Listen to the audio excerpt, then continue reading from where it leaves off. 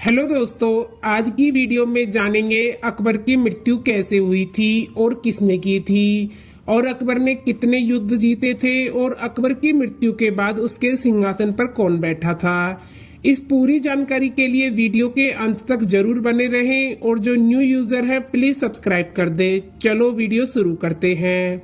भारतीय इतिहास के सबसे महान शासकों में से एक अकबर मुगल साम्राज्य के शासक थे। अपने पिता हुमायूं की मृत्यु के समय अकबर केवल 13 वर्ष के थे जब उनके पिता की मृत्यु हुई, जब अकबर पंजाब के कलानौर में थे, और इसलिए उनका राज्य अभिषेक 1556 में हुआ था। बैरम खान उनके शिक्षक और हुमायूं के पसंदीदा और विश्वास पात्र थे, जिन्होंने 1556 से 1560 तक मुगल सम्राट के प्रतिनिधि के रूप में कार्य किया। एक विजेता के रूप में अकबर ने पूरे उत्तर भारत में विजय प्राप्त की।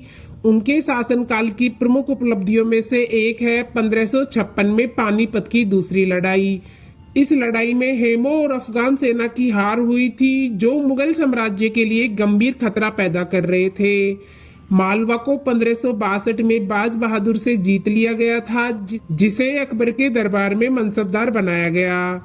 इसके बाद अकबर द्वारा 1564 में रानी दुर्गावती और उनके पुत्र वीर नारायण के साथ भीषण युद्ध हुआ, जिसमें अकबर को जीत मिली और मध्य भारत के गोंडवाना क्षेत्र पर अधिकार कर लिया गया।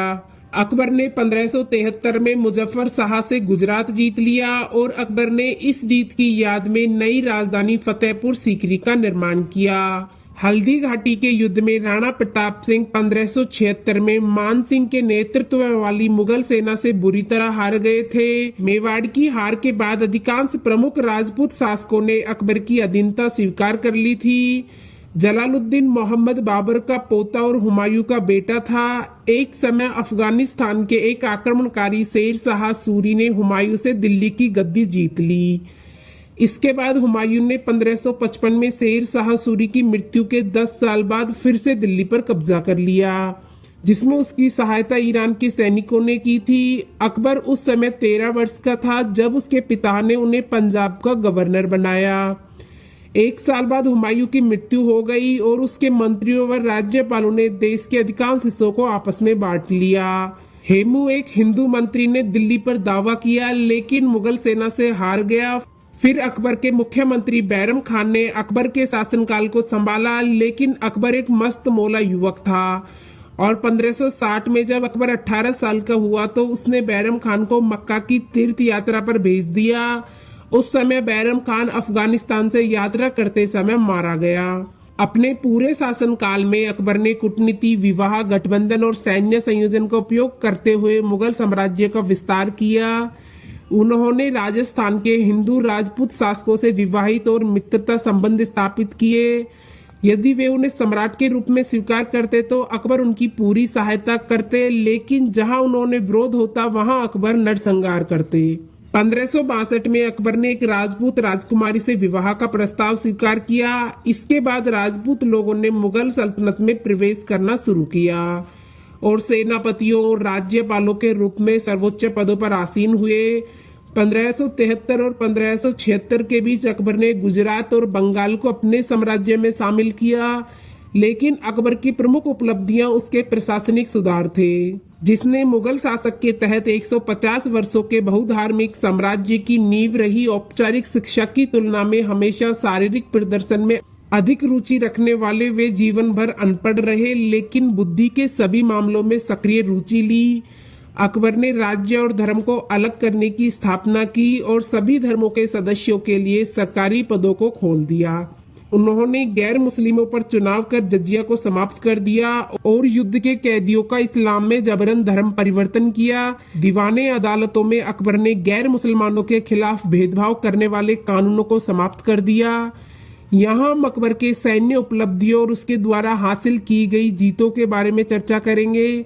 इन विषयों के परिणाम स्वरूप अकबर का साम्राज्य उत्तर में हिमालय से लेकर दक्षिण में गोदावरी तक और पूर्व में बंगाल से पश्चिम में काबुल तक फैला हुआ था।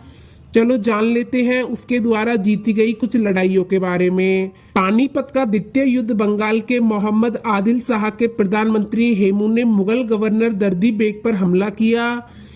इसके बाद उसने तदबेग से दिल्ली और आगरा को छीन लिया। फिर उसने राजा विक्रमादित्य की उपाधि धारण की। उस समय अकबर पंजाब में था और उसकी राजनीतिक स्थिति नाजुक थी। 1556 ईस्वी में पानीपत की दूसरी लड़ाई में बैरम खान ने अकबर को हेमू के खिलाफ लड़ने में मदद की। जब हेमू जीत की कगार पर था तो एक तीर उसकी आंख में लग गया और वह बेहोश हो गया। हेमू के नेत्रहीन होने पर सेना भाग गई। बैरम खान ने हेमू को मार डाला। इस युद्ध के बाद अकबर ने दिल्ली और आगरा पर पुनः अधिकार कर लिया। गोंडवाना की विजय। गोंडवाना राज्य को अपने अधीन करने के लिए अकबर ने आसफ खान को भेजा। उस समय रानी दुर्गावती अपने पुत्र वीर नारायण के प्रतिनिधि के रूप में इस राज्य पर शासन कर रही थी। वह लड़ते हुए मर गई और गोंडवाना को मुगल साम्राज्य में मिला लिया गया। गुजरात की विजय। गुजरात की संपत्ति, समृद्धि और समुद्री व्यापार के लिए इसके महत्व ने अकबर को गुजरात पर आक्रमण करने के लिए प्रेरित किया। फिर इसके बाद अकबर ने शासक मुजफ्फर शाह को पराजित किया और गुजरात पर कब्जा कर लिया। अकबर ने इस विजय की स्मृति में सीकरी के पास फतेहपुर नामक एक नई राजधानी का निर्माण किया, जिसे आज हम फतेहपुर सीकरी के नाम से जानते हैं। बंगाल और उड़ीसा की विजय। बंगाल के गवर्नर दाऊद खान ने अकबर के शासन से स्वतंत्रता की घोषणा की, इसीलिए अकबर ने उसे दबाने के लिए अपनी सेना भेजी। इस अभियान के बाद बंगाल और उड़ीसा पर कब्जा कर लिया गया और वे मुगल साम्राज्य का हिस्सा बन गए। काबुल और कश्मीर के कब्जे अकबर की सौतेले भाई हाजी मिर्जा काबुल पर शासन कर रहे थे। 1555 ईस्वी में उनकी मृत्यु के बाद अकबर ने काबुल को अपने साम्राज्य में मिला लिया। बाद में उसने कश्मीर पर भी विजय प्राप्त की। राजपूत नीति। राजपूत मुगलों के प्रबल शत्रु थे। अकबर ने महसूस किया कि मुगल साम्राज्य के विस्तार के लिए राजपूतों की वीरता और वफादारी आवश्यक थी। इसलिए उसने मैत्रीपूर्ण संबंधों, एक दूसरे का सहयोग करने, वैवाहिक गठबंधन में प्रवेश करने और उनसे कईयों को मनसबदार नियुक्त करने जैसे उपायों को अपनाकर उनका समर्थन हासिल करने की कोशिश की। अकबर ने आमेर जयपुर के भारमल की पुत्री जोधाबाई से विवाह किया। रणथंबोर के राजा सुरजन राय ने स्वेच्छा से अकबर की अधीनता स्वीकार कर ली। कालिंजर के शासक रामचंद्र ने 1589 ईस्वी में अकबर के सामने आत्मसमर्पण कर दिया। जोधपुर और बीकानेर के शासकों ने भी अकबर की प्रभुसत्ता स्वीकार कर ली। एकमात्र राजपूत राज्य जिसने अकबर की आधिपत्य को स्वीकार करने से इनकार कर दिया था वह मेवाड़ था।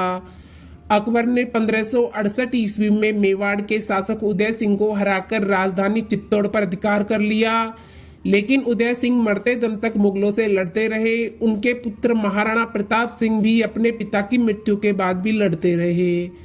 मुगलों और राजपूतों के बीच लड़ा गया सबसे महत्वपूर्ण युद्ध 1576 ईस्वी में हल्दी घाटी का युद्ध था।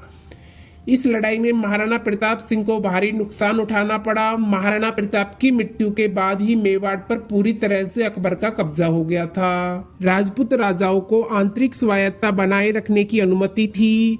अकबर के महत्वपूर्ण राजपूत सेनापति राजा टोडरमल, राजा मानसिंह, राजा भगवान दास और अन्य थे। दक्षिणी भारत की विजय। अपने उत्तर भारतीय विजय के बाद अकबर ने अपने आधिपत्य को स्वीकार करने के लिए दादर, खानदेश, अहमदनगर, गोलकुंडा और बीजापुर जैसे दक्षिण भारतीय राज्यों में से राजनीतिक प्रस्ताव भेजे। खानदेश को छोड़कर शेष राज्यों ने उसके प्रस्ताव को स्वीकार कर लिया।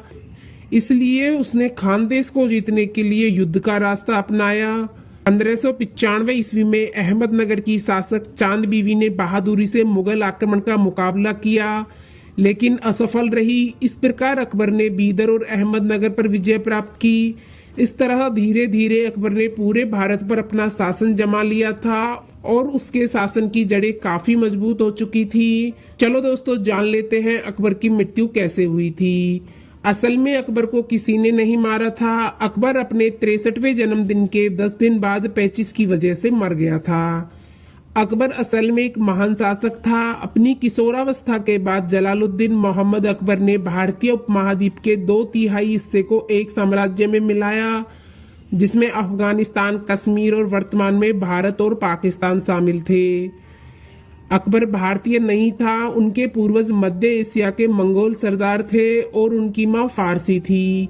उसी समय वह समझ गया था कि इतने बड़े क्षेत्र पर शासन करने के लिए उसने सभी लोगों के समर्थन की आवश्यकता है। वह खुद एक मुसलमान के रूप में बड़ा हुआ। उसने अपने पूर्ववर्तियों के हिंदुओं, पारसियों और ईसाइयों के खिलाफ भेदभाव को दूर किया। अकबर ने कहा किसी भी व्यक्ति को उसके धर्म के लिए दंडित नहीं करना चाहिए। अकबर शारीरिक रूप से सख्त और ऊर्जावान था। वह पढ़ या लिख नहीं सकता था, लेकिन वह कला, कविता, संगीत और दर्शन के प्रति काफी उत्सुक था और उसने भारतीय कला और वास्तुकला के स्वर्ण युग की शुरुआत की। उन्हें प्रतिद्वंदी धर्मों के समर्थन के बीच विस्तार विमर्श करना पसंद था और उनके मुस्लिम धर्मशास्त्रियों ने इस्लामी कानून के जटिल बिंदुओं पर उनके फैसले को स्वीकार किया। अकबर का स्वाभाविक उत्तराधिकारी उसका सबसे बड़ा पुत्र सलीम था, जो अकबर की मृत्यु के वक्त 36 वर्ष का था। शराब और अफीम दोनों का आदी सलीम अपने पिता के स्थान पर कदम रखने के लिए इंतजार नहीं कर सका। 1591 में अकबर को शक था कि उसका बेटा उसे जहर देने की कोशिश कर रहा है और 1600 में सलीम ने सशस्त्र विद्रोह का प्रयास किया था। सितंबर 1605 में अकबर अचानक बीमार पड़ गया और उस समय उसने सलीम के स्वामित्व वाले हाथी और खुसरो के हाथी के बीच लड़ाई का आयोजन किया। शायद उसे कोई उत्तराधिकारी मिल जाए। इस युद्ध में सलीम की जीत हुई, लेकिन सलीम के साथ अकबर परेशान रहने लगा, जिसके परिणाम स्वरूप उनकी बीमारी बिगड़ने लगी। उनके वैद्य ने हर उपाय करने की कोशिश की, लेकिन कुछ भी फायदा नहीं हुआ। अकबर की मृत्यु से 4 दिन पहले सलीम अकबर से मिलने आया। अकबर इस समय तक बोलने में असमर्थ था। अकबर उसने सलीम के सर पर शाही पगड़ी लगाने के लिए अपने अधिकारियों को संकेत दिया। इस तरह से सलीम को अकबर की गद्दी सौंपी गई। अंतिम समय में अकबर के शयन कक्ष में मिलने के लिए केवल कुछ मित्रों और परिचारकों को अनुमति दी गई थी। उन्होंने उससे एक सच्चे ईश्वर का नाम लेने का आग्रह किया और ऐसा लगा कि अकबर कुछ बोलने की कोशिश कर रहा था, लेकिन एक शब्द भी नहीं बोल सका। 27 अक्टूबर 1605 ईस्वी को आधी रात के करीब उसकी मौत हो गई। उन्हें आगरा के बाहर सिकंदरा में अपने द्वारा बनाए गए मकबरे में दफनाया गया था। आगे जाकर सलीम बादशाह जहांगीर के रूप में प्रसिद्ध हुआ। इस तरह से अकबर को एक बीमारी ने मारा था। चलो दोस्तों, इस वीडियो के माध्यम से आपको पता चल गया होगा कि अकबर की मृत्यु कैसे हुई थी। और दोस्तों, वीडियो आपको कैसी लगी प्लीज कमेंट बॉक्स में जरूर बताना और ऐसी ही ऐतिहासिक वीडियोस देखने के लिए हमारे चैनल को प्लीज सब्सक्राइब कर लेना। चलो मिलते हैं नेक्स्ट वीडियो में, जब तक के लिए अपना ख्याल रखना।